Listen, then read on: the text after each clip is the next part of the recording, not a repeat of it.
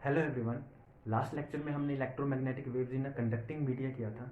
अब उसी से रिलेटेड एक क्वेश्चन है न्यूमेरिकल आपके स्क्रीन पर।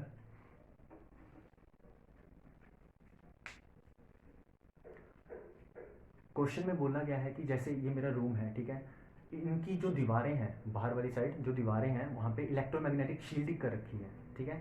तो जब बाहर से सनलाइट से इलेक्ट्रोमैग्नेटिक वेव्स आएंगी तो क्वेश्चन के अकॉर्डिंग सिर्फ 1% ऑफ इंटेंसिटी ही मेरे रूम में एंटर कर सकती हैं, बाकी सारी बाहर रह जाएगी, ठीक है। तो हमें ये बताना है कि वो जो मैंने शील्डिंग कर रखी है उसकी थिकनेस क्या होगी, ठीक है, उसकी वैल्यू बतानी है।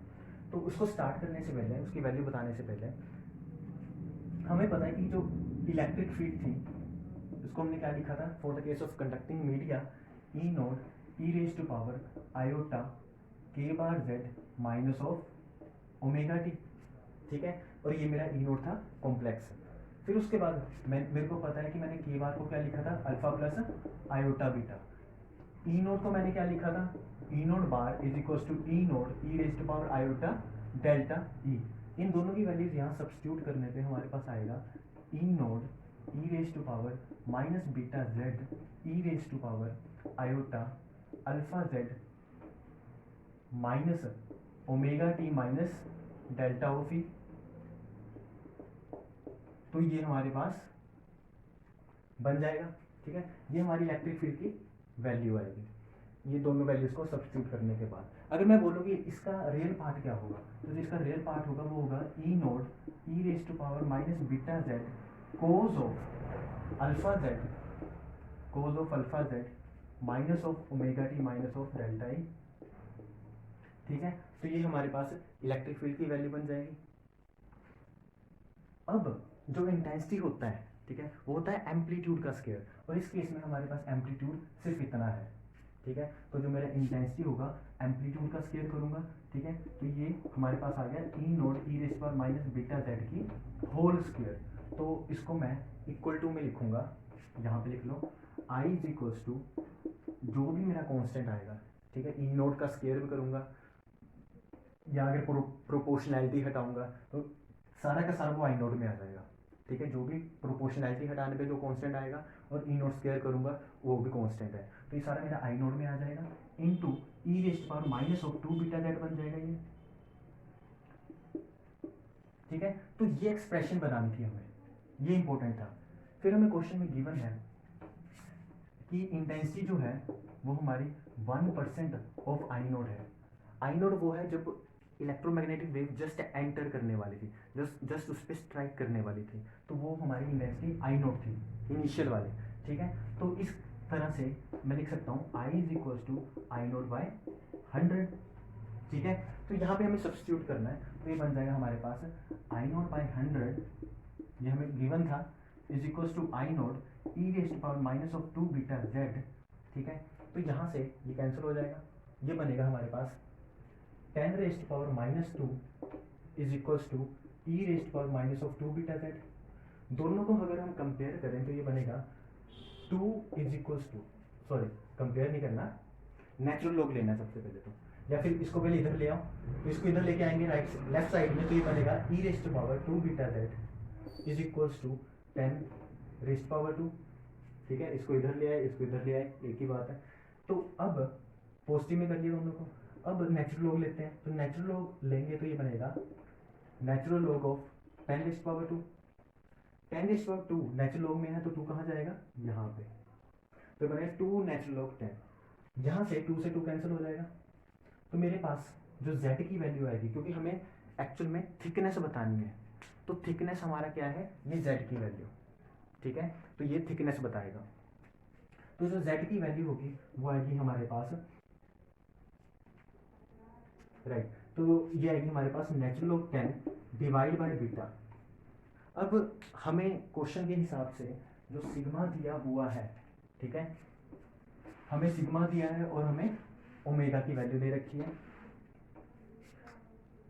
तो सिग्मा है हमारे पास 1/2 pi into 10 raise to power 6 और ओमेगा है 10 रेज टू पावर 7, ठीक है। बीटा क्या होता है, बीटा हमारे पास है क्योंकि हमें पता है कि स्किन डेप्थ जो था, ठीक है, स्किन डेप्थ जो था वो था 1/बीटा, या फिर स्किन डेप्थ की हमें जरूरत नहीं है, यहाँ पे बीटा ही लिखना है। तो for the case of good conductor जो ये वैल्यू है ये हमें गुड कंडक्टर्स की वैल्यू बता रहा है, ठीक है। तो for the case of good conductors हमने alpha nearly equal to beta या फिर equal to for the case of good conductor, लेकिन इनकी वैल्यू हमने निकाली थी म्यू सिग्मा ओमेगा बाय 2, ये हमने लास्ट लेक्चर की वीडियो में निकाला था।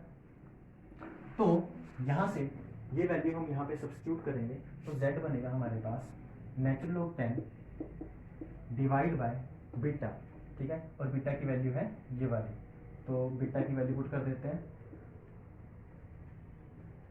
म्यू सिग्मा ओमेगा बाय 2, तो ये हमारी बीटा की वैल्यू आ गई।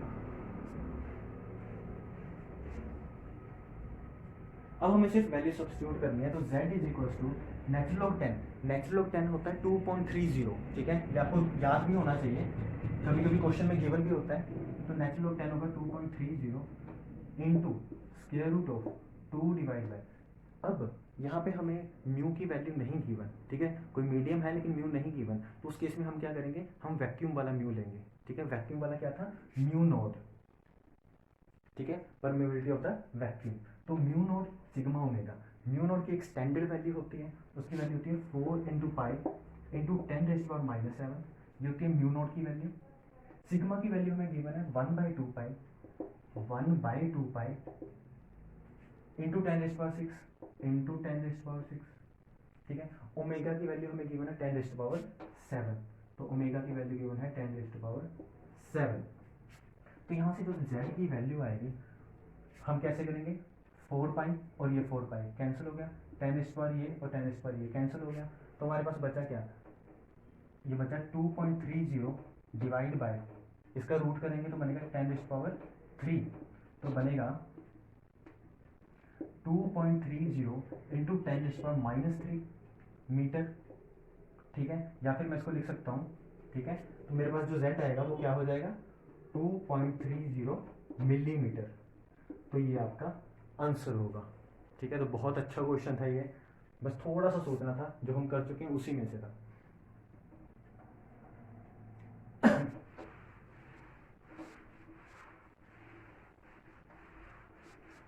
फिर हमने लास्ट वीडियो लेक्चर में एक बात करी थी फेज वेलोसिटी की और ग्रुप वेलोसिटी की, उसमें एक करेक्शन करनी है जो मैंने डिस्क्रिप्शन में, उस वीडियो की डिस्क्रिप्शन में लिख दिया है।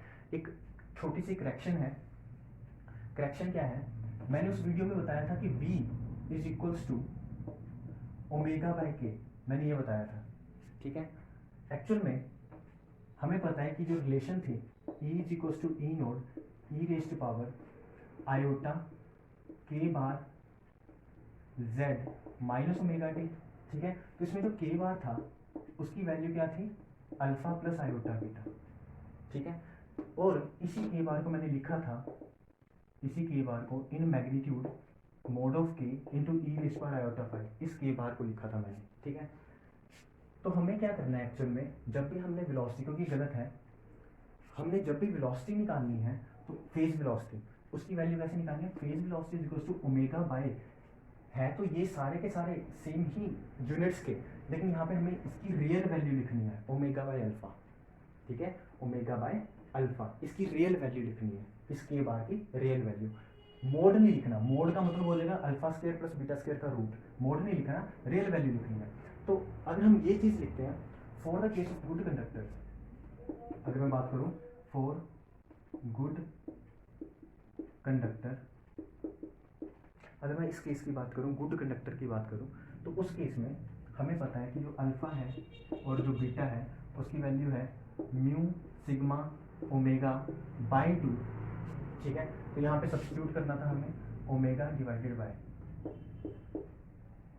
म्यू सिग्मा ओमेगा बाय 2, तो ये जो मेरा आंसर आना था ये कुछ ऐसा आना था 2 ओमेगा बाय म्यू सिग्मा, तो ये मेरे फेज वेलोसिटी की वैल्यू होती, ठीक है, ये मेरे फेज वेलोसिटी की वैल्यू होती। तो पॉइंट याद रखना, ये करेक्ट आंसर है। इसी तरह से मैं ग्रुप वेलोसिटी निकाल सकता हूँ, ग्रुप वेलोसिटी होती है D omega by d alpha, यहाँ पे डी अल्फा करना था, ठीक है। अब इसको सोल्व कैसे करें, इसको सोल्व करने के लिए मैं इसको लिख सकता हूँ 1 by d alpha by d omega, इसको ऐसे भी लिखा जा सकता है 1/d∝/d⍵। तो इसी हिसाब से इसको भी याद रख लेते हैं। इसकी वैल्यू जो आई हमारी फेज वेलोसिटी की,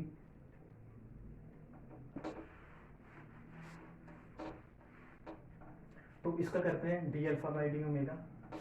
अल्फा की वैल्यू हमें पता है, तो Vg आएगा हमारे पास 1/d/d⍵। अल्फा की वैल्यू पुट कर दो। अल्फा की वैल्यू है हमारे पास √μ सिग्मा ω/2। इसका डेरिवेटिव करना है विद रिस्पेक्ट टू ओमेगा, तो ये बनेगा हमारे पास 1/, power down decrease power by 1 into derivative of inside term, into derivative of inside term which is mu sigma by 2। ठीक है, तो ये बन जाएगा हमारे पास। इसको थोड़ा और लिखते हैं आगे, ये चीज ऊपर चले जाएगी, तो ये बनेगा हमारे पास 2 से 2 cancel, power down decrease power 1 into 2 से 2 कैंसिल नहीं होगा, ऐसे ही होगा, ये ऊपर चले जाएगा, तो ये बनेगा हमारे पास 4 म्यू सिग्मा ओमेगा बाय 2। ये चीज हमारी, इतना पार्ट हमारा, ठीक है, और ये ऊपर चलेगा, इसका 2 यहाँ आ गया, और ये हमारे पास नीचे पड़ा था म्यू सिग्मा। ये सिर्फ सोल्व कर रहा हूँ और कुछ नहीं है।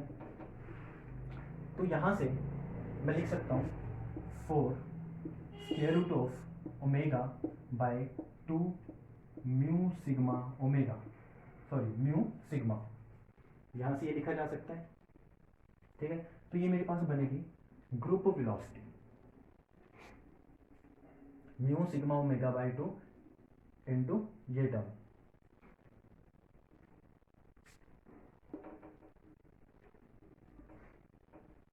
ठीक है, फेज वेलोसिटी हमारे पास ये थी।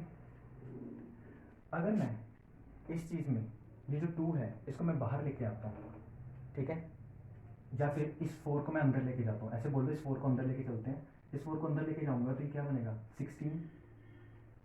ठीक है, इसको मेरे को इसके साथ रिलेट करना है, इन दोनों के साथ। ये 2 इसको कैंसिल करेगा, ये बना देगा 8 omega by 2 mu sigma, sorry by mu sigma, 2 से 16 कैंसिल हो जाएगा। इन दोनों को कंपेयर करना है अब हमें। तो जब इन दोनों को कंपेयर करेंगे, यहाँ से मैं क्या कर सकता हूँ, मैं 4 अंदर रहने देता हूँ या फिर मैं 2 अंदर रहने देता हूँ, तो ये बनेगा 4 इंटू 2, 8 को लिखा है मैंने ओमेगा बाय म्यू सिग्मा। तो यहाँ से हमारे पास 4 बाहर आ गया, तो 4 बाहर आएगा तो 2 बनेगा 2 ओमेगा बाय म्यू सिग्मा। ये मेरी ग्रुप वेलोसिटी की वैल्यू बनेगी। ठीक है, अब इसके साथ कंपेयर करूंगा अगर मैं यहाँ पे, तो ये मेरे पास फेज वेलोसिटी बनेगा। तो इसको मैं लिखता हूँ 2 इंटू ये मेरा पूरा का पूरा क्या है फेज वेलोसिटी। तो ये एक इंपॉर्टेंट रिलेशन है कि phase velocity group velocity is equal to twice of phase velocity. तो ये एक बहुत इंपॉर्टेंट रिलेशन है ग्रुप वेलोसिटी की फेज वेलोसिटी के साथ। तो आपको अब याद रखना है ओमेगा बाय अल्फा करना है और D omega by d alpha करना है, रियल वैल्यूज लेके चलनी है हमें। फिर आता है हमारे पास waves propagation in an anisotropic media. ठीक है, एनआइसोट्रोपिक मीडिया। ठीक है, वेव्स की प्रोपेगेशन देखनी है हमने एनआइसोट्रोपिक मीडिया में। अभी तक हमने जितनी भी प्रोपेगेशन देखी वो हमारी लीनियर मीडिया था, आइसोट्रोपिक मीडिया था। ठीक है, मतलब डिफरेंट डायरेक्शन में जाओगे तो सेम ही दिखना है हमें, वेव्स डिफरेंट डायरेक्शन में भी सेम ही तरह से ट्रैवल कर रही थी, उसका वेव वेक्टर चेंज नहीं हो रहा था, कुछ चेंज नहीं हो रहा था, किसी भी डायरेक्शन में चले जाए। ठीक है, लीनियर मीडिया के केस में। ठीक है, लेकिन एन आइसोट्रोपिक मीडिया के केस में हम कुछ डिफरेंट देखेंगे। सबसे पहले हम आइसोट्रोपिक मीडिया के केस की एक बात करते हैं। आइसोट्रोपिक मीडिया में हमने जैसे लिखते थे D is equal to epsilon naught E plus P। ये हमारा इलेक्ट्रिक डिस्प्लेसमेंट था, ये हमारी इलेक्ट्रिक फील्ड थी, ये हमारी पोलराइजेशन थी। पोलराइजेशन को हम क्या लिख सकते हैं, पोलराइजेशन को लिखा जा सकता है epsilon not xi E into E। यहाँ से एप्सिलॉन नॉट कॉमन आ जाएगा, 1 प्लस जाई ई इंटू ई बन जाएगा और ये हमारा डी वेक्टर बनेगा। तो मैं डी वेक्टर को लिख सकता हूँ epsilon naught epsilon r into e. Epsilon r होता है हमारा रिलेटिव परमिटिविटी और उसकी वैल्यू क्या है 1 प्लस जाई एप्सिलॉन आर की वैल्यू। तो अब मैं लिख सकता हूँ epsilon is equal to epsilon naught epsilon r. ये हमारा है परमिटिविटी इन द वैक्यूम, ये है हमारी रिलेटिव परमिटिविटी, ये परमिटिविटी है ऑफ द मीडियम। तो जब आप वैक्यूम वाले को रिलेटिव से मल्टीप्लाई करोगे तो रिलेटिव तो आपके पास परमिटिविटी ऑफ द मीडियम आएगा, ठीक है। तो इसको मैं लिख सकता हूँ एप्सिलॉन ई, ठीक है। तो इसलिए मैं यहाँ से D is equal to epsilon E easily लिख सकता हूँ, D is equal to epsilon E. दूसरी चीज, यहाँ पे जो एप्सिलॉन है वो एक स्केलर क्वांटिटी है for the case of isotropic media, ठीक है। For the case of isotropic media, इस केस के लिए ही मैं बोल सकता हूँ कि जो मेरा एप्सिलॉन है वो स्केलर क्वांटिटी है, ठीक है। लेकिन ये सारा हमने किया आज के लेक्चर पहले आइसोट्रोपिक मीडिया के लिए।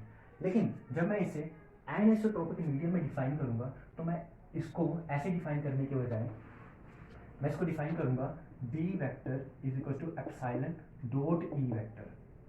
अब ये जो मेरा एप्सिलॉन है ये मेरा टेंसर ऑफ रैंक 2 है, ठीक है, टेंसर ऑफ रैंक 2। तो सेकंड रैंक टेंसर को लिखने का वे क्या है, एप्सिलॉन को मैं कैसे लिख सकता हूँ, इसको मैं लिख सकता हूँ एप्सिलॉन एक्स एक्स, ये हमारा किस केस में है आइसोट्रोपिक मीडिया में, epsilon of x x, epsilon of x y, x z, y x, y y, y z, z x,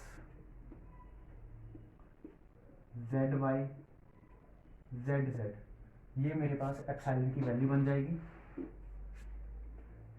ठीक है। एक मैट्रिक्स फॉर्म में लिख लिया।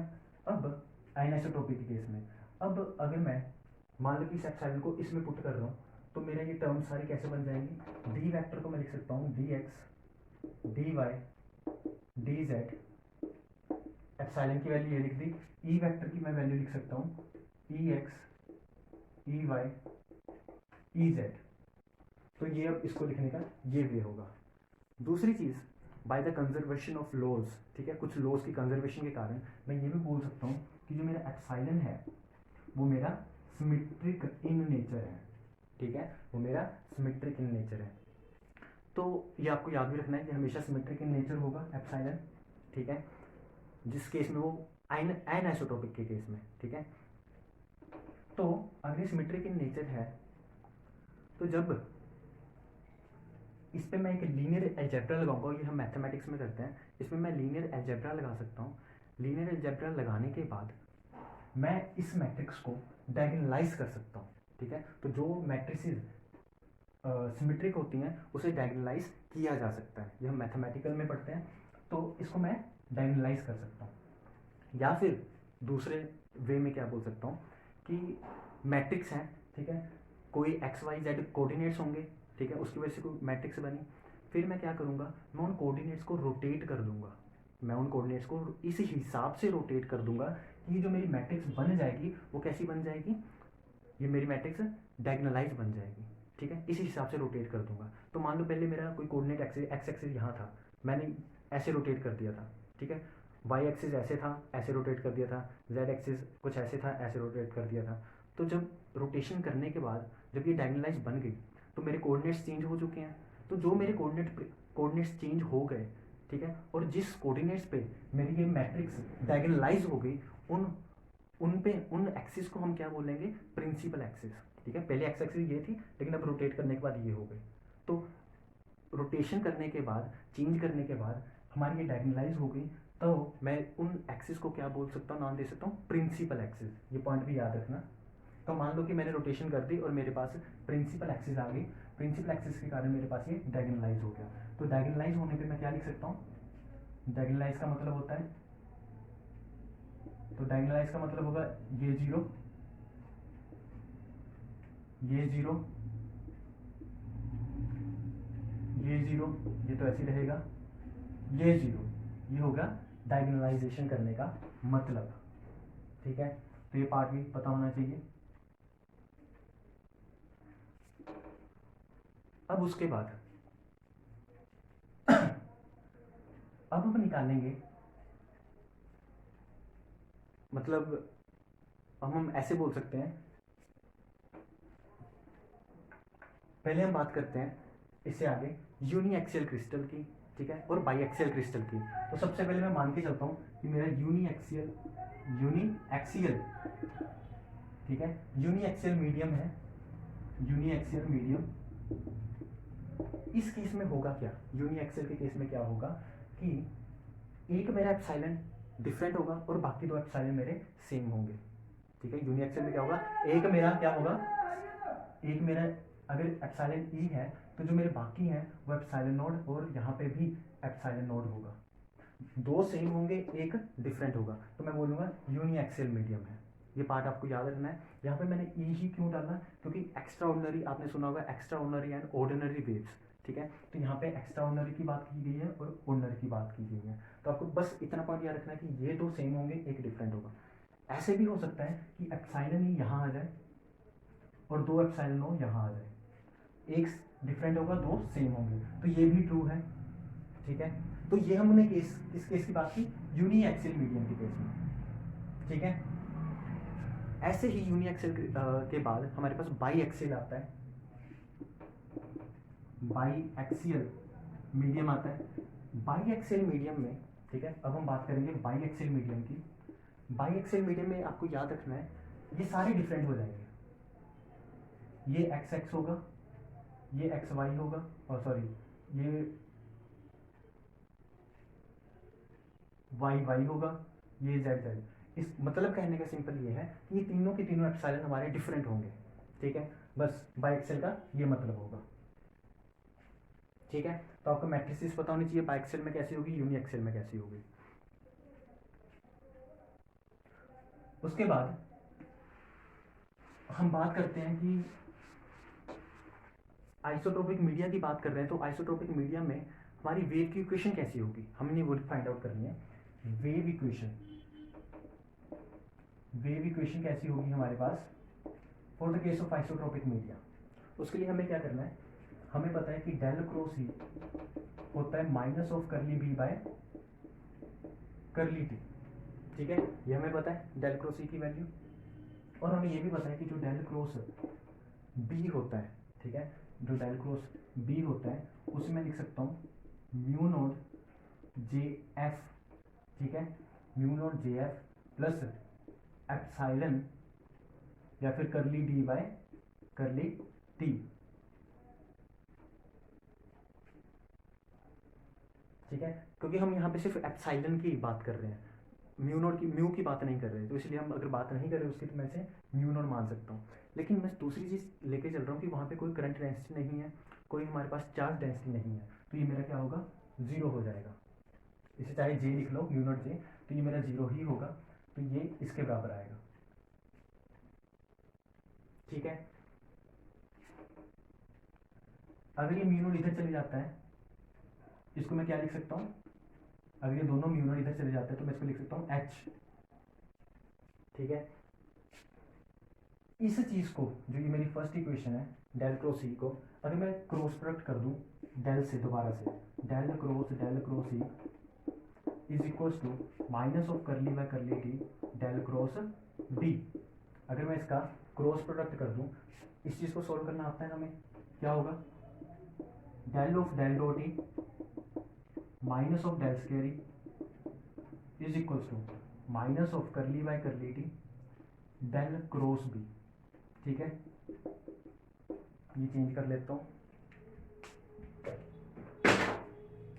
तो यहां पे अभी मैंने बोला कोई चार्जेस नहीं है, कोई चार्जेस नहीं है, कोई करंट नहीं है, तो इसलिए मेरा डेल डॉट ई क्या होगा, जीरो हो जाएगा।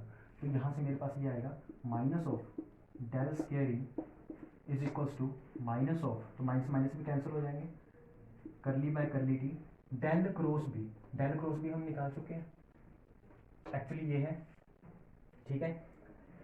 इस चीज को मैं क्या लिख सकता हूँ, म्यू नोट एच, अगर मेरे को एच की फॉर्म में लिखना है तो मैं इसको क्या लिख सकता हूँ, mu naught h, mu naught into H, तो म्यू नोट बाहर आ जाएगा, माइनस में म्यू नॉट बाहर आ जाएगा, ठीक है। तो ये हमारे पास बनेगा minus of mu naught curly by curly t del cross h. Del cross h की वैल्यू कितनी है, करली डी बाय करली टी, ठीक है। अब ये हमारे पास बनेगा del square E is equals to, minus से माइनस कैंसिल हो चुका था, mu naught curly square d by curly T square, ठीक है। तो ये हमें इक्वेशन बनानी थी। ये जो इक्वेशन है ये एनिसोट्रोपिक के केस में होगी, ठीक है। इसको हम थोड़ा और सिंप्लीफाई कर सकते हैं।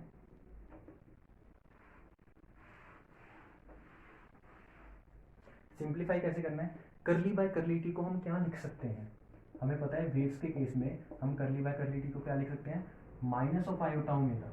ये हम कर चुके हैं पुरानी वीडियोस में। इसको माइनस ऑफ आयोटा ओमेगा लिख सकते हैं, यहाँ पे पुट कर देते हैं तो बनेगा del square E is equals to mu naught, इसकी वैल्यू पुट की यहाँ पे curly square by curly T square की, तो ये बनेगा minus iota omega T square into D, ठीक है। सिर्फ curly square by curly T square की वैल्यू सब्स्टिट्यूट की तो बनेगा माइनस माइनस प्लस, लेकिन आयोटा स्क्वायर माइनस, तो minus of mu naught omega square D del square E. तो इसको बेस्ट वे जो लिखने का है वो ये वाला वे है, ठीक है। Wave equation in electromagnetic wave equation in anisotropic medium, तो ये इसको लिखने का वे है एक्चुअल वाला।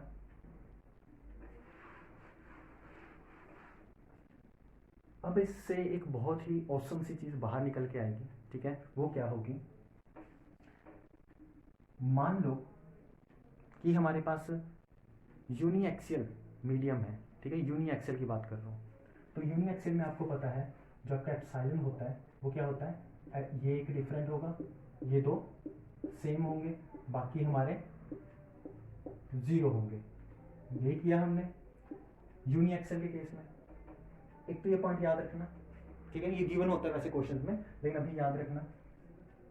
अब मैं मान के चलता हूँ यूनिएक्सियल के केस में, यूनिएक्सियल में कि जो मेरा इलेक्ट्रिक फील्ड है वो है ई नोड, ठीक है, ई raised power iota k z minus omega T, और जो इसकी डायरेक्शन है वो है आई कैप।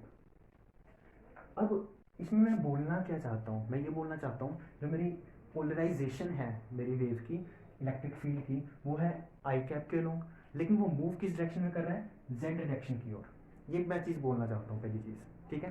तो इसको जब हम इस पे अप्लाई करेंगे, इसको इस पे अप्लाई करेंगे यूनिएक्सियल के केस में, तो ये क्या बनेगा, अब खुद सोचो, डेल स्क्वायर करूँगा मैं इस चीज़ का, मतलब करली बाय करली जेड स्क्वायर करूँगा मैं इस चीज़ का, तो क्या बनेगा मेरे पास, तो बनेगा आयोटा के, क्योंकि डेरिवेटिव करूँगा तो ये चीज़ बाहर आ जाएगी, आयोटा के की स्क्वायर, ठीक है। बाकी ये टर्म दोबारा से वैसी की वैसी दोबारा से यहाँ बन जाएगी, तो मैं उसको क्या लिख सकता हूँ, e vector is equals to minus mu naught omega square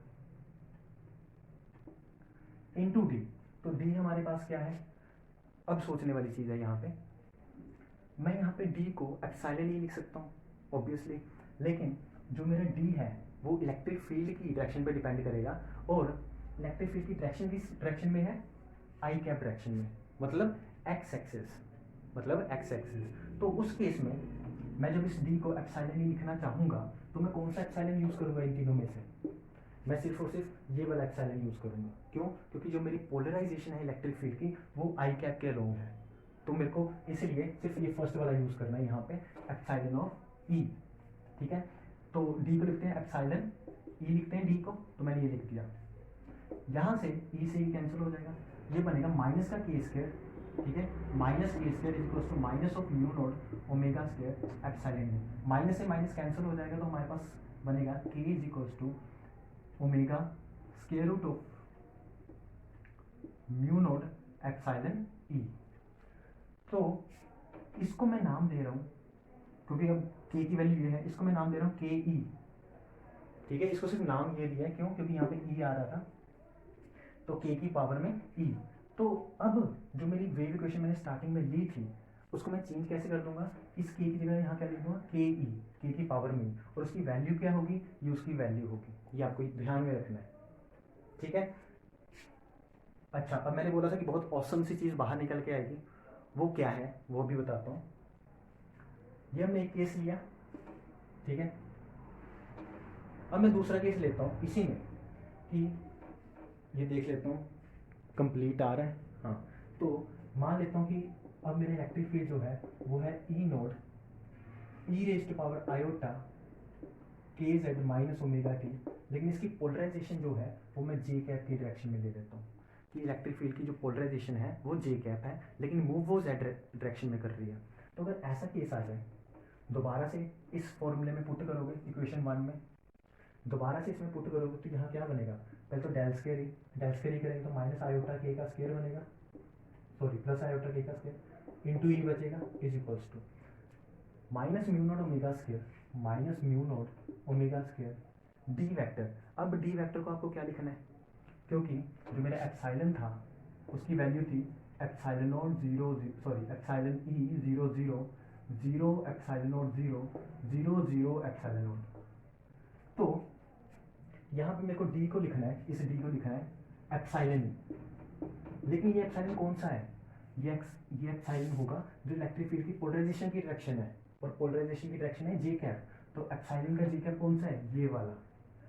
तो अब आपको ये वाला एप्सिलॉन यूज करना है, तो ये बनेगा एप्सिलॉन नोट, एप्सिलॉन के ऊपर नोट इनटू ई, ई वेक्टर से ई वेक्टर कैंसिल हो जाएगा, यहाँ से जो के आएगा इसके साथ अगर मैं रिलेट करके देखूँ, ठीक है, सोल्व भी करना है बस, म्यू नोट एप्सिलॉन की नोट ऑर्डिनरी वाला ओ, ठीक है, इसको मैं लिख सकता हूँ के नोट, इस पूरे को मैंने के नोड नाम दे दिया। तो मेरी इलेक्ट्रिक फील्ड कैसे चेंज हो जाएगी, यहाँ पे के नोड आ जाएगा।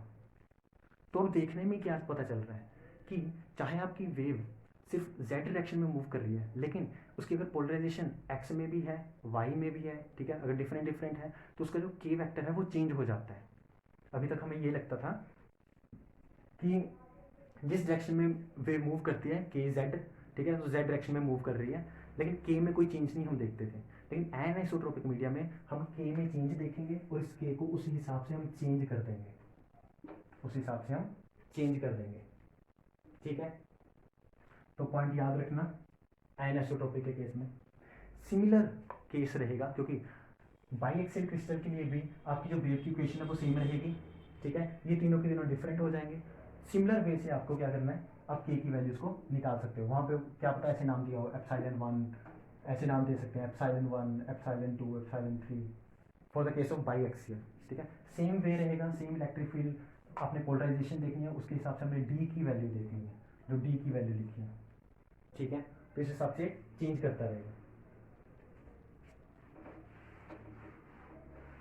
फिर आता है हमारे पास नेक्स्ट न्यूमेरिकल आपके स्क्रीन पर, इसमें हमें परमिटिविटी टेंसर की वैल्यू दे रखी है 4 epsilon not 4 epsilon not 9 epsilon not 0 0 0 0 0 0, और उसने बोला है यूनी एक्सियल। तो हमें पता है यूनी एक्सियल के केस में एक डिफरेंट, दो सेम होते हैं और एक डिफरेंट होता है, ठीक है, वही किया हमने। अब उसने क्वेश्चन में पर्टिकुलरली बोल रखा है कि हमारी वेव पोलराइज्ड है along x direction and it is moving along y direction. तो जिस डायरेक्शन में पोलराइज्ड है एक्स डायरेक्शन, हमने फॉर्मूला निकाला था के इज इक्वल्स टू ओमेगा, अभी निकाला ही हमने, म्यू नॉट इनटू एप्सिलॉन। अब ये एप्सिलॉन कौन से वाला होगा, जिस डायरेक्शन में पोलराइज्ड हमारी वेव होगी। तो पोलराइज्ड डायरेक्शन कौन सी है, एक्स डायरेक्शन हमारी पोलराइज्ड डायरेक्शन है, तो इसलिए ये मेरे को कौन से वाला यूज़ करना है, ये वाला यूज़ करना है। तो मैं इसको लिख सकता हूँ omega square root of mu naught, ये वाला कौन सा है 4 एप्सिलॉन नॉट। तो यहाँ से हमें पता चल जाएगा कौन सा यूज़ करना है। तो यहाँ से 4 बाहर आएगा तो बनेगा 2 times omega mu naught epsilon not, तो ये बनेगा K is equals to 2 times, इस टर्म को हमने वैक्यूम में इस टर्म को उसने के नॉट नाम दिया है, तो ये हमारा आंसर होगा, ठीक है। ये छोटा सा क्वेश्चन था। फिर आता है हमारे पास next topic wave guides. Wave guides में है क्या कि मान लो कि हमारे पास एक होलो कंडक्टिंग पाइप है, ठीक है, होलो कंडक्टिंग पाइप है, जैसे फॉर एग्जांपल ये मान लो ये एक होलो कंडक्टिंग पाइप है, इस पाइप में एक इलेक्ट्रोमैग्नेटिक वेव एंटर की, ठीक है, अंदर से पूरा वैक्यूम है, ठीक है, वो जेड डायरेक्शन में मूव कर रही है, मान लो कि ये जेड डायरेक्शन है, ठीक है, और ये अंदर होलो है। ये जो सरफेस है उसका, जैसे ये पाइप होगी तो इस पाइप का ये सरफेस होगा, तो ये सरफेस है उसे मैंने कंडक्टिंग नाम दिया है। तो उससे क्या होगा, जो इलेक्ट्रिक और मैग्नेटिक फील्ड होगी इस सरफेस में, इस मटेरियल के सरफेस पे क्या होगी, जीरो होगी। तो इसके सरफेस पे इलेक्ट्रिक और मैग्नेटिक फील्ड जीरो होगी, तो इसलिए मैंने परफेक्ट कंडक्टर मान के चला है इसका सरफेस। तो ऐसी सरफेस को जिसमें ऐसे हमारी वेव चलती है, इसको हम बोलते हैं वेव गाइड, ठीक है। इसके अंदर हमारी इलेक्ट्रोमैग्नेटिक वेव वैक्यूम में मूव करेगी। फिर इसकी हम कुछ इक्वेशंस याद करेंगे जो बहुत इंपॉर्टेंट है।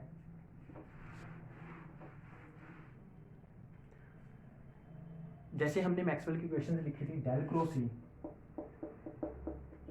Is equals to minus of curly b by curly T.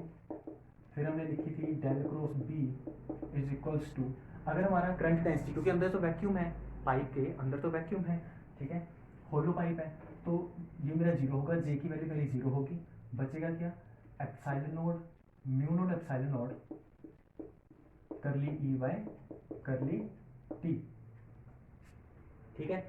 अब एक हम इलेक्ट्रिक फील्ड लेके चल रहे हैं which is a e naught x y, इसका जो एम्पलीट्यूड है वो एक्स वाई का फंक्शन है into e raised power iota k z minus omega t. ये इलेक्ट्रिक फील्ड मान के चल रहे हैं, और जो इलेक्ट्रिक फील्ड है किस किसका फंक्शन है, एक्स वाई जेड टी, ठीक है। ऐसे ही आप मैग्नेटिक फील्ड भी मान सकते हो, b naught of x y e raised power iota k z minus omega t. जब इनको, क्योंकि मैं इसको सोल्व करूंगा नहीं, क्योंकि अगर सोल्व करेंगे तो 2 पेजेस वैसे भर जाएंगे, तो वहाँ पे आप फाइंड आउट करोगे तो बहुत टाइम लगेगा। इसको करना क्या है एक्चुअल में, इन वैल्यूज़ को यहाँ सब्स्टिट्यूट करना है, यहाँ सब्स्टिट्यूट करना है, और इसकी अरेंजमेंट करनी है, ठीक है। तो जब आप अरेंज करोगे तो हमारे पास इक्वेशंस आएंगी जिसे आपने याद रखना है, और वो इम्पोर्टेंट रिलेशंस है। E X is equals to iota by alpha square, मैं बताता हूँ अल्फा क्या है, के टाइम्स करली बाय करली, अगर यहाँ एक्स है तो यहाँ एक्स आएगा, पहला ई है तो पहले ई आएगा, ठीक है, याद करने का वे बता रहा हूँ, plus omega curly by curly y, right side में हमेशा एक्स और वाई के रिस्पेक्ट में ही डेरिवेटिव होगा, याद रख लो। तो यहाँ एक्स आ गया तो यहाँ वाई आएगा, और यहाँ बी आएगा, और ये दोनों के दोनों जेड के फंक्शन होंगे, e z and b z. ऐसे ही आप ई वाई निकाल सकते हो, आयोटा बाई अल्फा स्क्वायर के टाइम्स करली बाई करली, यहाँ पहले वाई है तो यहाँ पहले वाई आएगा, यहाँ ई है तो यहाँ ई आएगा, प्लस फिर minus omega curly by Y आ गया तो बचा क्या एक्स, ई आ गया तो बचा क्या बी, और दोनों के दोनों फिर से जेड के फंक्शन होंगे, इसे ऐसे याद रखना है। ऐसे ही आप लिख सकते हो b x is equal to iota by alpha square, फिर से के यहाँ एक्स आ गया तो यहाँ एक्स आएगा, यहाँ बी आ गया तो यहाँ पहले बी आएगा, और ये जेड का फंक्शन होगा, प्लस माइनस माइनस प्लस, हम ऐसे चलेंगे, फिर माइनस।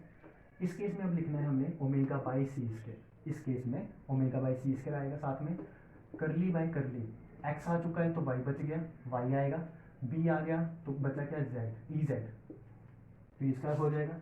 ऐसे ही आपको बी वाई भी याद रखना है, आयोटा बाई अल्फा स्क्वायर के times curly by curly y, क्योंकि पहले वाई है, वाई आ गया, बी है, बी आ जाएगा, minus plus minus minus plus, ठीक है, omega by C square curly by curly, Y आ गया, बचा गया एक्स। ये जो 4 रिलेशन है आपको याद रखनी है, और आसान रिलेशन है, ज़्यादा मुश्किल नहीं है। इसमें अल्फा है क्या, अल्फा स्क्वायर की वैल्यू क्या है, ओमेगा बाई सी की whole square minus K square, के को हम कभी कभी वेव नंबर भी बोल देंगे, ठीक है, वेव नंबर भी होता है के, तो ये वेव नंबर है, ठीक है। तो ये अल्फा स्क्वायर की वैल्यू है, ये आपको याद रखना है। अब ये रिलेशन बता क्या रही है, ये रिलेशन बता रही है कि जैसे आपने एक होलो पाइप लिया था, उसमें वेव ऐसे ट्रैवल कर रही थी अलोंग जेड डायरेक्शन, तो हमारे जो सारे के सारे एक्स वाई मैग्नेटिक और इलेक्ट्रिक फील्ड के कंपोनेंट्स हैं वो किस पे डिपेंड कर रहे हैं, लॉन्गिट्यूडनल कंपोनेंट पे। क्योंकि लॉन्गिट्यूडनल क्यों बोला है इसको, क्योंकि इस डायरेक्शन में ही मूव कर रहा है, प्रोपेगेट कर रहा है, उसी डायरेक्शन में हमारे ये कंपोनेंट्स हैं, ठीक है। तो ये सारे कंपोनेंट्स मेरे ट्रांसवर्स कंपोनेंट्स ये सारे किस पे डिपेंड कर रहे हैं, जेड कंपोनेंट पे, सारे के सारे जेड कंपोनेंट पे। तो इसलिए वेव इक्वेशन इंपॉर्टेंट है। अगर आप ई जेड और बी जेड निकाल लो तो आप ये सारे कंपोनेंट्स बता सकते हो, ठीक है। सिर्फ आपको ये निकालना आना चाहिए, ये निकालना आना चाहिए, आपके E X E Y B X B Y 2 minute में निकल जाएंगे, बस वैल्यूज को सब्स्टिट्यूट करना है यहाँ पे, ठीक है। तो सारे के सारे E X E Y B X B Y Z component पे डिपेंड करते हैं, वो इस रिलेशन से पता चल रहा है for the case of hollow, ठीक है, कंडक्टिंग पाइप। फिर हम आगे रिलेशंस करते हैं। वेव गाइड्स में अगला नाम आता है हमारे पास TE wave, transverse electric waves, ठीक है, टीई ट्रांसवर्स इलेक्ट्रिक वेव्स। तो टीई वेव्स में आपको क्या याद रखना है कि इसमें जो इलेक्ट्रिक फील्ड का जेड कंपोनेंट होगा वो जीरो होगा, ठीक है। इलेक्ट्रिक फील्ड का जो जेड कंपोनेंट होगा वो जीरो होगा, और मैग्नेटिक फील्ड का जो जेड कंपोनेंट होगा वो नॉन जीरो होगा, ठीक है। एक तो ये पॉइंट याद रखना, इलेक्ट्रिक फील्ड का और मैग्नेटिक फील्ड का जेड कंपोनेंट। तो अगर इसका मैग्नेटिक फील्ड का जेड कंपोनेंट जीरो होगा तो इसकी वैल्यू क्या होगी, ठीक है, वो भी आपको याद रखनी है यहाँ पे। तो मैग्नेटिक फील्ड की जो वैल्यू होगी वो होगी B Z is equal to B naught cos of K of x X cos of K of Y Y, ये उसकी बी नॉट की वैल्यू होगी, ये आपको ऐसे ही याद रखनी है।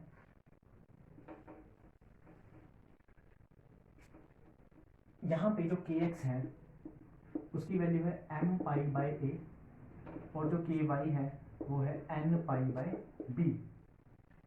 अब ये ए और बी है क्या, ये हम मान के चल रहे हैं कि हमारा रेक्टेंगुलर वेव गाइड है। पहले हमने एक सिंपल पाइप मान ली, जैसे ये पाइप की तरह है। अब मैं पाइप की जगह क्या मान रहा हूँ, एक रेक्टेंगुलर वेव गाइड, जैसे एक रेक्टेंगल होता है, ठीक है, ये ऐसे मूव कर रही है, तो ये रेक्टेंगल है पूरा, ठीक है। तो ये उसका फ्रंट साइड है, उसमें वेव जाएगी, ऐसे मूव करेगी, तो ये रेक्टेंगुलर वेव गाइड है हमारी।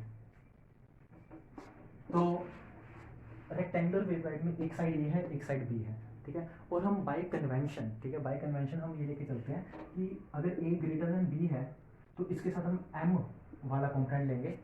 ये जो एम है ये भी 0 1 2 3 सोन अप टू, ये जो एन है ये भी 0 1 2 3 सोन अप टू चलता है, ठीक है, ये भी याद रखना। तो जब मैं इसमें वैल्यू सब्स्टिट्यूट करूंगा तो ये बी जेड बन जाएगा हमारे पास B naught cos of K X की वैल्यू है M pi by A into X, cos K Y की वैल्यू है N pi by B into Y. तो बी जेड की वैल्यू आ गई। अब आपको ये सोचना है एम और एन की वैल्यू स्टार्ट कहाँ से करें। वैसे तो मैंने बोल दिया कि स्टार्ट जीरो से होगी, ठीक है, लेकिन अगर मैंने एम की वैल्यू भी जीरो रख दी, एन की वैल्यू भी जीरो रख दी, if M is equal to N is equal to zero, अगर ऐसा होता है तो बी जेड की वैल्यू क्या आएगी, बी नॉट। और ट्रांसवर्स इलेक्ट्रिक वेव्स में हमने बोला है कि ई जेड हमारा क्या है, जीरो। तो जब मैंने अभी लास्ट लिखवाया था E X E Y B X B Y, जब मैंने ये सारे कंपोनेंट्स लिखवाए थे तो मैंने किसके टर्म्स में लिखवाए थे, जेड कंपोनेंट्स की टर्म में। तो इसका मतलब यहाँ पे भी जेड कंपोनेंट की टर्म में लिखवाया था, यहाँ पे भी जेड कंपोनेंट की डेरिवेटिव जो था वो जेड मतलब ऐसे था, curly e z by curly x minus curly b by curly y, सारे जेड कंपोनेंट में थे, ठीक है। तो इसका मतलब ये जो मेरी वैल्यूज हैं ये सारी क्या हो जाएंगी, जीरो। क्यों, क्योंकि मेरा ई जेड भी जीरो है और बी जेड मेरा कांस्टेंट है, और जब मैं कांस्टेंट का डेरिवेटिव करूंगा तो वो जीरो आएगा, तो मेरे सारे कंपोनेंट्स क्या आएंगे, जीरो। तो ऐसी वेव एग्जिस्ट नहीं करेगी, ऐसा मोड एग्जिस्ट नहीं करेगा। एक्चुअल में टी ई वेव्स लिखा है हमने, इसको लिखने का और वे क्या है, T E M N mode, ठीक है। तो मैं बोल सकता हूं कि T E 0 0 does not exist, ये एग्जिस्ट नहीं करेगा। क्यों? क्योंकि मेरे सारे कंपोनेंट्स क्या हो जाएंगे, जीरो हो जाएंगे, क्योंकि मेरा बी जेड क्या आ रहा है, कांस्टेंट आ रहा है, उसका डेरिवेटिव जीरो हो जाएगा। ई जेड मैंने जीरो ही लेता हूँ, क्यों? क्योंकि ट्रांसवर्स इलेक्ट्रिक वेव है, उसकी ये कंडीशन है। तो ये पॉसिबल नहीं है, ये वाला T E zero zero mode is not possible. यहाँ से ये कंक्लूजन निकलता है। तो क्या जीरो वन पॉसिबल है? ऑब्वियसली। वन जीरो पॉसिबल है? ऑब्वियसली। क्यों पॉसिबल है? जब यहाँ पे आप पुट करोगे जीरो वन, तो मान लो कि ये जीरो कर दिया, तो ये पूरा कोस जीरो बन गया। यहाँ वन पुट कर दिया, यहाँ वन पुट करोगे तो बनेगा cos of pi y by b. तो ये वाई का फंक्शन है, तो आप इसका डेरिवेटिव कर सकते हो, इसका कोई ना कोई कॉम्पोनेंट आ जाएंगे, ठीक है, तो कुछ एग्जिस्टेंस आ जाएगी, तो इसलिए वैलिड है। तो याद रखना, सिर्फ zero zero T E zero zero mode does not exist. ऐसे ही हमारे पास जो सेकंड आता है,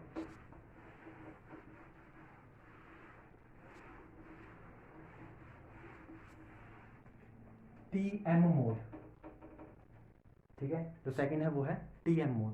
टी एम मोड में याद रखना है आपको कि जो मेरा z component of magnetic field होगा वो जीरो होगा, लेकिन z component of electric field non zero होगा, ठीक है। तो इसको भी हम लिख सकते हैं टी ई एम एन। तो नॉन जीरो होगा तो उसकी वैल्यू क्या होगी, उसकी वैल्यू होगी ई not sign of K x x sine of के वाई वाई। दोबारा से के एक्स और के वाई की वैल्यू हमें पता है M pi by M N pi का थी, तो वैल्यू पुट करूंगा तो बनेगा sine of M pi by A into X sine of N pi by B into Y. ये मेरी जेड कॉम्पोनेंट की वैल्यू होगी। अब दोबारा से हम चेक करते हैं कौन कौन से मोड डज नॉट एग्जिस्ट होंगे इसमें, ठीक है। अगर मैं जीरो जीरो लूँ, एम एन की वैल्यू जीरो जीरो लूँ, तो क्या ये एग्जिस्ट करेगा, ये भी जीरो ये भी जीरो, तो ई जेड क्या आएगा, जीरो। अगर ई जेड जीरो है और बी जेड जीरो है, तो मेरे जो ई एक्स, जो मैंने रिलेशन बताई थी, E X E Y B X B Y, ये सारे क्या हो जाएंगे, जीरो। अगर ये सारे जीरो हो गए तो मेरी वेव एग्जिस्ट नहीं करेगी, ठीक है, in the hollow rectangular wave guide. तो इसका मतलब T E zero zero does not exist. क्या जीरो वन एग्जिस्ट करेगा? अगर जीरो वन मैं लिखता हूँ तो एक पे भी अगर मैंने जीरो पुट किया, एम को मैंने अगर जीरो पुट किया तो साइन जीरो इज जीरो, तो मेरा दोबारा से यही कंडीशन बनेगी, क्योंकि जीरो इसमें पुट कर दिया तो ई जेड मेरा फिर से जीरो हो जाएगा और बी जेड मेरा जीरो है। ऐसे ही अगर मैं वन जीरो पुट करूँ तो फिर से मेरा जो ई जेड है ये जीरो हो जाएगा। तो जीरो वन में यहाँ पे जीरो पुट किया, वन जीरो में यहाँ पे एक बार जीरो पुट किया, ठीक है, एम एन की वैल्यू सब्स्टिट्यूट कर रहा हूँ मैं, तो ई जेड फिर से जीरो हो गया, बी जेड हमारा जीरो था, तो ये सारे कंपोनेंट्स दोबारा से जीरो हो जाएंगे। इसका मतलब T E zero zero zero one one zero, ये तीनों मोड एग्जिस्ट नहीं करेंगे। ये पॉइंट याद रखना है आपको। ये मैंने उल्टा लिख दिया, टी ई नहीं टी एम, ये टी एम चल रहा है, ट्रांसवर्स मैग्नेटिक, ठीक है, इसका मतलब है ट्रांसवर्स मैग्नेटिक वेव्स। तो T M zero zero zero one one zero exist नहीं करेंगे, ये पॉइंट याद रखना, ठीक है। इसको बोलते हैं transverse magnetic waves, T M modes. तो एम एन हमें मोड्स बता रहे हैं, ठीक है। फिर उसके बाद कौन से एग्जिस्ट करने शुरू कर जाएंगे, जहां से मेरा वन वन स्टार्ट होगा, एम और एन की वैल्यू वन वन स्टार्ट होगी, वो एग्जिस्ट करने स्टार्ट कर जाएंगे।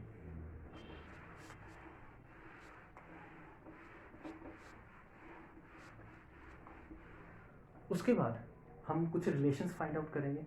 हमने एक चीज़ लिखी थी अल्फा स्केयर, हमने अल्फा स्केयर को क्या लिखा था, ओमेगा बाई सी की स्केयर माइनस के स्केयर, ये हमारा वेव नंबर है, ठीक है, माइनस के स्केयर। इसी को अल्फा स्केयर को ही मैं लिख सकता हूँ के x square plus k Y square, ये पॉइंट भी याद रखना। और इस के एक्स स्केयर और के वाई स्केयर, तो अगर मैं इसको सोल्व करूँ तो के स्केयर की वैल्यू को मैं लिख सकता हूँ ओमेगा बाई सी की स्केयर माइनस के x square plus k Y square. ऐसे इनकी वैल्यूज को सब्स्टिट्यूट करूंगा के एक्स और के वाई की, वो हमें पता है क्या थी, एम पाई बाई ए का square plus N pi by B का स्क्वायर, ठीक है, के स्क्वायर, ये बन जाएगा। अब देखने वाली बात क्या है, फोन देख लूं चल रहा है, चल रहा है। तो देखने वाली बात क्या है यहाँ पे, अगर मेरी ये वैल्यू, ये पूरी वैल्यू, ठीक है, क्योंकि इसका मैं स्क्वायर हटाऊंगा तो यहाँ क्या लगाऊंगा, रूट, यहाँ लगाऊंगा रूट। तो अगर ये मेरी पूरी वैल्यू इस वाली वैल्यू से ग्रेटर हो जाती है, ये पूरी वैल्यू इस वैल्यू से ग्रेटर हो जाती है, तो क्या होगा, इमेजिनरी बन जाएगा ये मेरा के। हमें इमेजिनरी नहीं बनाना, तो इसलिए क्या करना पड़ेगा, ये जो वैल्यू है ओमेगा बाई सी की स्क्वायर, ये वैल्यू हमेशा इस पूरी वैल्यू से ग्रेटर रहनी चाहिए, ठीक है, ये वाली वैल्यू इस पूरी वैल्यू से ग्रेटर रहनी चाहिए। तो मैं डिफाइन क्या कर रहा हूँ कि ओमेगा बाई सी की whole square should be greater than, तभी ये मेरा पॉजिटिव होगा, ठीक है, should be greater than M pi by ए का square plus N pi by B का square, should be greater than, ठीक है। तो इसलिए यहाँ से क्या पता चलता है, जो मेरी इलेक्ट्रोमैग्नेटिक वेव की फ्रीक्वेंसी होगी, ये जो फ्रीक्वेंसी है वो हमेशा इससे ग्रेटर होनी चाहिए। मतलब हमें कुछ कट ऑफ फ्रीक्वेंसी मिल रहा है कि कुछ एक मिनिमम इतनी चीज़ होनी चाहिए। तो इस पूरी को मैं नाम दूंगा, तो इसको मैंने पूरी को नाम दे दिया ओमेगा सी बाई सी, क्योंकि डायमेंशनली जो इसके डायमेंशन है वही इसके डायमेंशन होने चाहिए, तो इसकी वैल्यू को मैंने ओमेगा सी बाई सी की होल स्क्वायर लिख दिया, ठीक है। तो आप ऐसा बोल सकते हो, या इसको ऐसे रहने दो, इसको भी इतना याद रखो, सिंपल आप क्या बोल सकते हो, इसको अगर मैं पूरे को ओमेगा सी नाम दे दूँ, कट ऑफ फ्रीक्वेंसी, ठीक है, omega C is equals to, या omega C square by C square is equals to this term,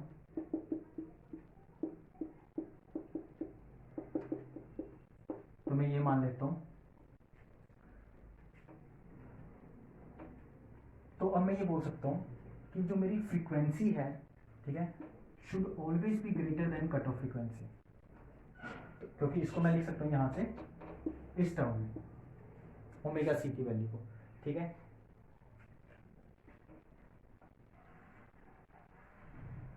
तो इंटू सी, ठीक है, तो ओमेगा सी की वैल्यू को मैं ये लिख सकता हूँ, तो मैं बोल सकता हूँ कि मेरा जो ओमेगा है वो हमेशा ओमेगा सी से ग्रेटर ही होना चाहिए। यहाँ से क्या आएगा, यहाँ से आएगा K is equals to square root of omega by सी की whole square plus minus omega C by सी की होल स्क्वायर। तो ये जो मेरी फ्रीक्वेंसी है, this is the cut off frequency. मेरी हर फ्रीक्वेंसी इस कट ऑफ फ्रीक्वेंसी से ज़्यादा ही होनी चाहिए ताकि मेरी वेव ट्रैवल कर सके, क्योंकि अगर मेरी ये फ्रीक्वेंसी इस फ्रीक्वेंसी से ज़्यादा नहीं होती तो वो इमेजिनरी देगा, और इमेजिनरी हमेशा टर्म क्या बताती है, एटीन्यूएशन ऑफ द वेव। ये पॉइंट याद रखना, imaginary term attenuation of the wave बताती है, ठीक है। तो ये इसलिए मैं बोल सकता हूँ कि मेरी क्या है, कट ऑफ फ्रीक्वेंसी। तो आपको ये रिलेशन भी याद रखना है कट ऑफ फ्रीक्वेंसी का, ठीक है। तो ये वैल्यू भी याद रखनी है कट ऑफ फ्रीक्वेंसी के लिए। तो ये तो आया एक रिलेशन। फिर उसके बाद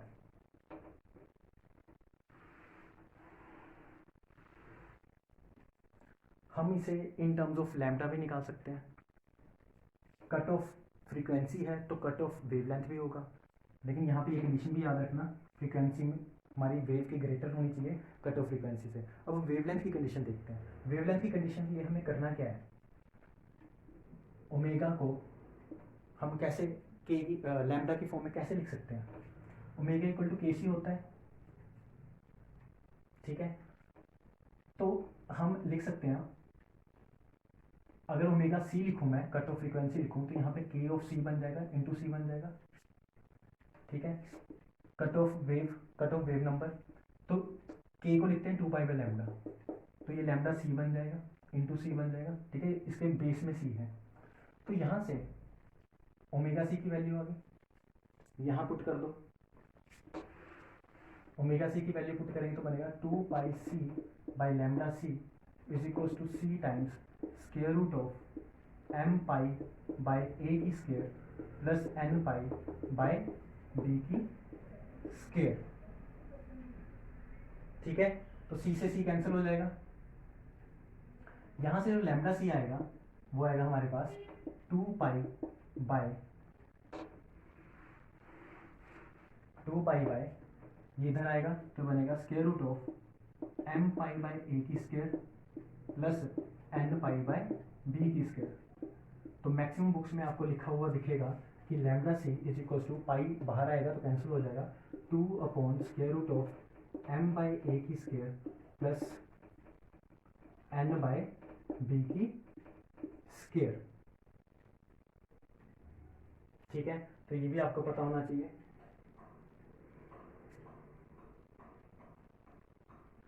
कट ऑफ वेवलेंथ, अब हमें पता है कि जो फ्रीक्वेंसी है वो ग्रेटर होनी चाहिए कट ऑफ फ्रीक्वेंसी से। इसी हिसाब से जो मेरी इलेक्ट्रोमैग्नेटिक वेव की वेवलेंथ होगी, क्योंकि इन्वर्सली प्रोपोर्शनल होता है, ये हमने यहाँ पे फाइंड आउट किया कि ओमेगा वेवलेंथ के इन्वर्सली प्रोपोर्शनल होता है, तो मैं लिख सकता हूँ कि जो मेरी वेवलेंथ होगी इलेक्ट्रोमैग्नेटिक वेव की वो लेस देन होनी चाहिए लैम्डा सी से, क्योंकि इन्वर्सली प्रोपोर्शनल का रिलेशन है इन दोनों में। ठीक है, तो मेरी वेव की जो वेवलेंथ है वो कट ऑफ वेवलेंथ से कम होनी चाहिए, तभी वो प्रोपेगेट कर सकती है। ठीक है,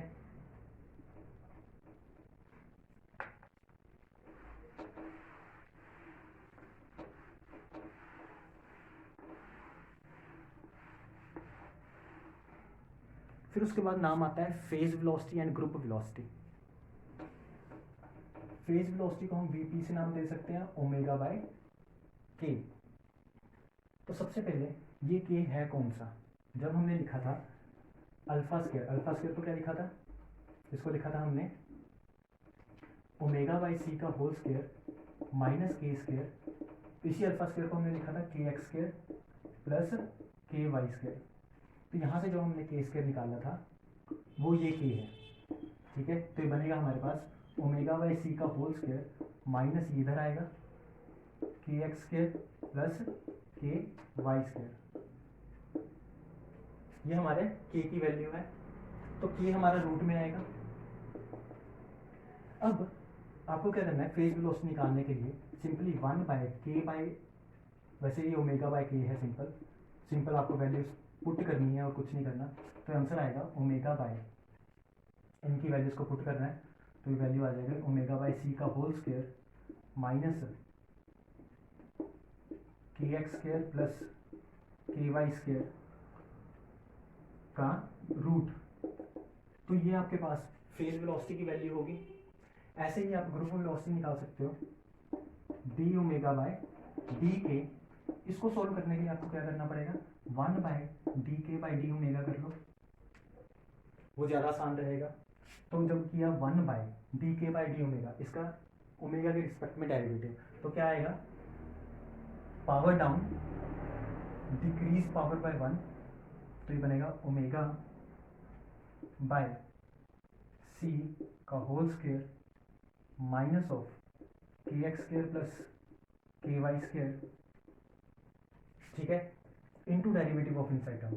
तो डेरिवेटिव ऑफ इनसाइड टर्म क्या है, 2 ओमेगा बाय सी स्क्वायर। ठीक है, पावर डाउन डिक्रीज पावर 1, तो यहाँ पे इसका डिक्रीज पावर 1 भी करना था, तो वो क्या होगा हमारा, रूट आएगा दोबारा से। ठीक है, इसका डेरिवेटिव किया है के का, तो ये बनेगा हमारे पास वीजी की वैल्यू, वीजी की वैल्यू आएगी हमारे पास 2 से 2 कैंसिल हो जाएगा, 1 by omega by c square, तो ये सी स्क्वायर ऊपर चला जाएगा और ये पूरी टर्म ऊपर आ जाएगी, पूरी टर्म ये ऊपर आ जाएगी, तो बनेगा ओमेगा बाई सी का होल स्क्वायर माइनस के x square plus k y square और साथ में यहाँ पे रूट। ठीक है, यही चीज बन रही है हमारी यहाँ पे। इसको फेज वेलोसिटी के साथ कंपेयर करते हैं, तो फेज वेलोसिटी के साथ कंपेयर करेंगे तो ग्रुप वेलोसिटी को मैं लिख सकता हूँ सी स्क्वायर बाय, क्या ये फेज वेलोसिटी नहीं है, phase velocity is this, omega divide by ये पूरी टर्म, तो ये फेज वेलोसिटी हुई, ठीक है। फेज वेलोसिटी क्या है, ओमेगा डिवाइड बाय ये रूट में सारी टर्म, तो वही है ओमेगा डिवाइड बाय सारी रूट में टर्म, तो इसको मैं फेज वेलोसिटी लिख सकता हूँ। तो c square by v p, यहाँ से रिलेशन आ गई v p into v g is equal to c square, ये भी एक इम्पोर्टेंट रिलेशन है, ठीक है।